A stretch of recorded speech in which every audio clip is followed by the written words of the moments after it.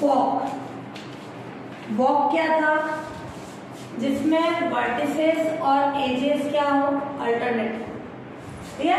ये V0, फिर E1 और ये V1, E2, V2, क्लियर, ये EN, VN, ये कंडीशन, ये क्या हो गई, वॉक की कंडीशन, ठीक है, जिसमें एक वर्टेक्स हो, फिर एक जो अल्टरनेटिव फॉर्म में वर्टिसेस और एजेस आ रहे हैं, तो ये वॉक की कंडीशन। फिर उसी के बाद अपन ने पढ़ा था ट्रेल। ट्रेल में क्या कंडीशन थी कि ये जो अपने पास है, किसी वॉक में सारी एजेस डिफरेंट होनी चाहिए, ठीक है, वो रिपीट नहीं होनी चाहिए, कोई भी एज रिपीट नहीं होनी चाहिए, देन वो वॉक क्या होता है, ट्रेल कहलाता है। वॉक में एजेस क्या होनी चाहिए, नॉट रिपीटेड, ठीक है, वो ट्रेल। फिर ट्रेल से बना था अपना सर्किट। सर्किट किसको बोलते हैं, ट्रेल के अंदर जब अपना स्टार्टिंग वर्टेक्स और लास्ट वाला वर्टेक्स सेम हो, देन वो सर्किट होता है, क्लियर, कि स्टार्टिंग और जो भी अपना ट्रेल है, तो जैसे ये ट्रेल ले लिया अपन, क्लियर, ये यहां तक ही ले लिया मान लो।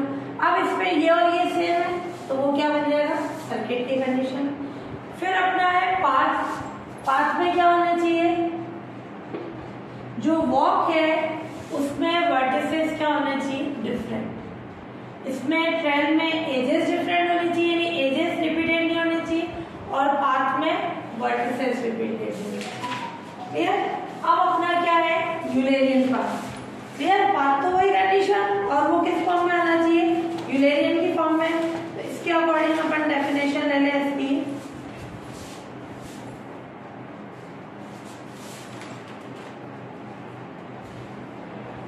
जो पाथ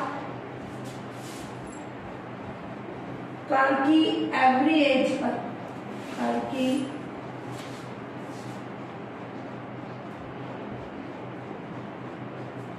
एवरी एज पर केवल और केवल एक ही बार चले,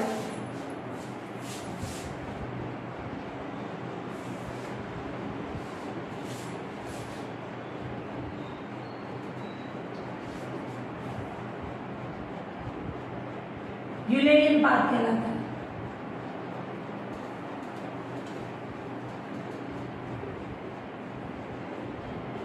यानी एज रिपीट नहीं होनी चाहिए। तो पाथ है, पाथ का मतलब सारे वर्टिसेस डिफरेंट होने चाहिए, क्लियर। तो जो पाथ कर्व की एवरी एज पर केवल और केवल एक ही बार चले, वो क्या कहलाता है, यूलेरियन पाथ। जैसे अपना यू है, ये मान लो V1 है, V2 है, V3 है, V4 है, V5 है। पाथ का अंदर क्या होना चाहिए, सारे वर्टिसेस होने चाहिए डिफरेंट। अब मैं बोलूं कि ये इधर से इधर गए, इधर से इधर गए, इधर गए, वापस इधर आ गए,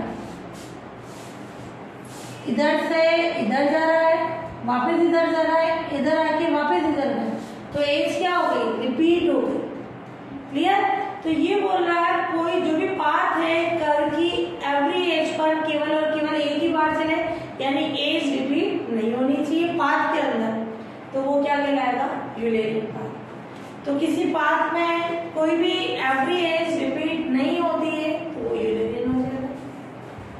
फिर है सर्किट। सर्किट में हमने क्या बोला था, स्टार्टिंग और लास्ट वाला पॉइंट क्या होता है, सेम।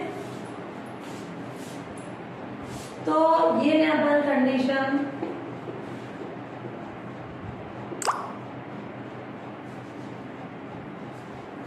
जो सर्किट जो है ग्राफ के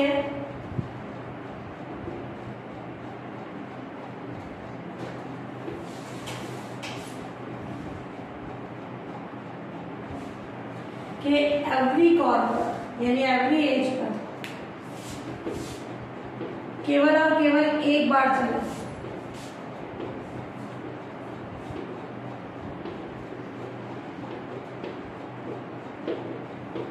क्या हो जाएगा, यूलेरियन सर्किट।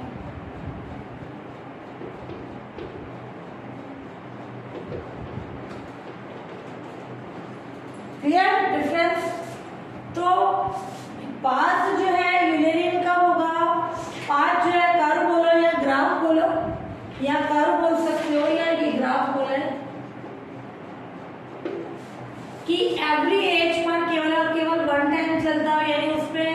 पाथ के अंदर एवरी एज ले लें और वो रिपीट नहीं होनी चाहिए तो वो यूलेरियन हो जाएगा। यूलेरियन सर्किट तो है जो सर्किट ग्राफ के एवरी एज पर केवल और केवल एक बार चले, वो क्या हो जाएगा यूलेरियन सर्किट। फिर उसके अकॉर्डिंग अपन लेना यूलेरियन ग्राफ। यूलेरियन का कहीं पे भी वर्ड देखें, यूलेरियन का मतलब है उसमें एवरी एज रिपीट नहीं होनी चाहिए। तो अब यूलेरियन ग्राफ, कोई ग्राफ जी यूलेरियन ग्राफ कब होगा, इफ कोई यूलेरियन ट्रेल एग्जिस्ट होनी चाहिए। ट्रेल का मतलब जो वॉक होगा उसमें जो एजेस होगी वो क्या होनी चाहिए डिफरेंट। क्लियर, ट्रेल में वही होता है और अपन बोलते हैं पाथ, उसमें वर्टिसेस डिफरेंट होते हैं। तो यूलेरियन ट्रेल एग्जिस्ट होनी चाहिए, या यूं भी बोल सकते हो या क्लोज्ड यूलेरियन ट्रेल एग्जिस्ट होनी चाहिए। क्लोज का मतलब अगर कोई ट्रेल क्लोज है तो वो क्या होगी सर्किट। क्लियर, तो क्लोज्ड यूलेरियन ट्रेल एग्जिस्ट होनी चाहिए। यूलेरियन का मतलब उसकी एवरी एज रिपीट नहीं होनी चाहिए। तो यहाँ लिख सकते हो यूलेरियन ट्रेल का मतलब कोई भी ट्रेल है उसकी एवरी एज डिफरेंट होनी चाहिए या रिपीट नहीं होनी चाहिए, हो जाएगी कंडीशन।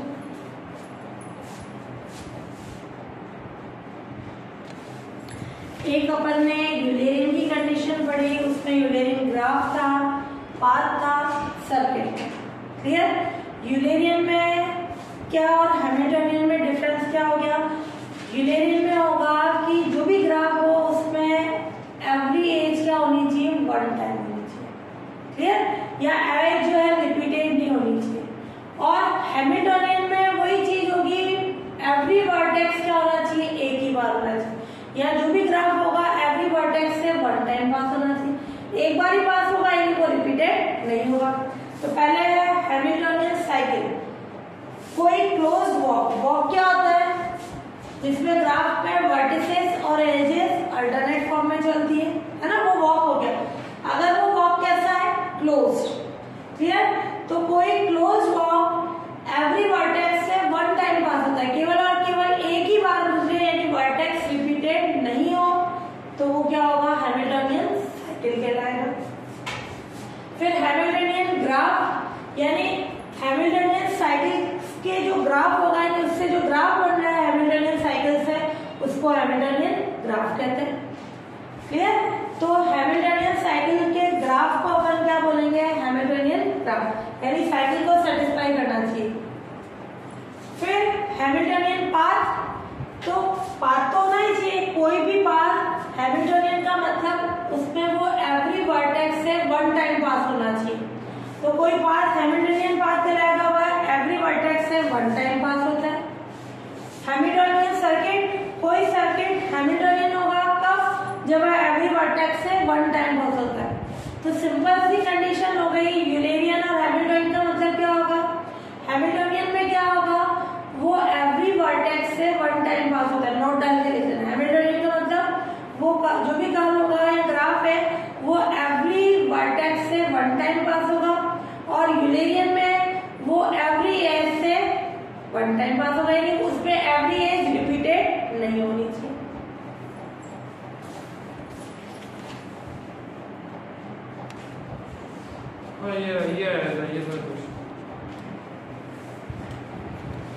एग्जाम्पल फर्स्ट, ये बी दे रखा है, वर्टिसेस का set A B C D E. Clear, और ई एजेस का सेट दे रखा है, ये गिवन है। ये ई है अपने पास किस फॉर्म में, A B A C A B A C A D B C B E D C. वैसे बुक में यहाँ सेट की फॉर्म में भी लिखा हुआ है, यूं मत लिखना, और इसको पेयर में ही लिखना ना कि इन दोनों को कनेक्ट करना, बाकी इसका कोई मीनिंग है ना, कनेक्ट कर रहा है कि ये ए और बी वर्टेक्स को कनेक्ट करके ए जोड़ती है ना। Draw the diagram of the graph, है ना। Find the degree of each of the vertices, find the number of edges और verify the first theorem of graph theory. तो ग्राफ कैसे बनाए, कितने वर्टिसेस हैं, ये ए ले लो, बी ले लो, सी ले लें, डी ले लो, है ना, कहीं भी ले लो उसके अकॉर्डिंग। अब इसको मैंने नाम दे दिया E1 as, E2, E3, E4, E5, E6, E7। तो क्या आ जाएगी कंडीशन, ए से ए बी कौन सी एज आ जाएगी, E1, ए सी, ये कौन सी आ गई, E2, A D, E3, B C, B से सी क्या आ जाएगी, E4, बी से ई क्या आ जाएगी, E5 और ई से डी E6 और सी से ई क्या हो जाएगा अपने E7। ये अपना आ गया ग्राफ जी। क्लियर, अब इसी में बोल रहा है, ये तो ग्राफ ड्रॉ हो गया। We find the degree of each vertices, degree का मतलब ए से कितनी नंबर ऑफ एजेस कनेक्ट हुई है, कितनी हो रही है, E1, E2, E3, है ना। इस वर्टिसेस ए से कितनी एजेस पास हो रही है, 3, तो इसकी डिग्री कितनी हो जाएगी, degree of A equals to 1, 2, 3। फिर बी के लिए डिग्री ऑफ बी 1, 2, 3, ये 3 हो जाएगी। डिग्री ऑफ सी कितनी एजेस है, 1, 2, 3। डिग्री ऑफ सी भी कितनी हो जाएगी अपने पास, 1, 2, 3। सी से कितनी कनेक्ट है, ए सी, बी सी और सी कितनी आ जाएगी, सी की अपने पास 3।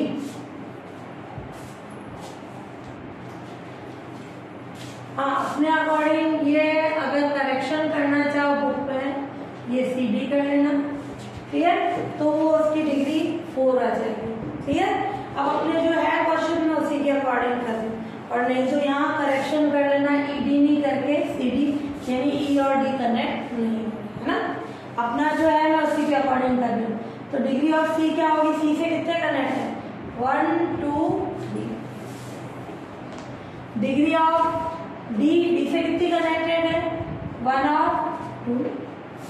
डिग्री ऑफ बी कितनी एजेस कनेक्टेड है, 1, 2, 3। क्लियर, ये आ गया अपने पास।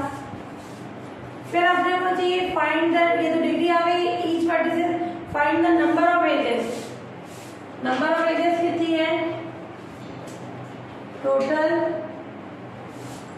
नंबर ऑफ एजेस कितनी एजेस है, E1, E2, E3, 4, 5, 6, तो 7 एजेस।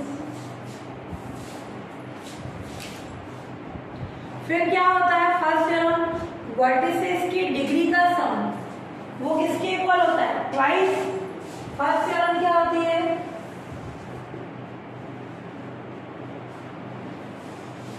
Of graph theory.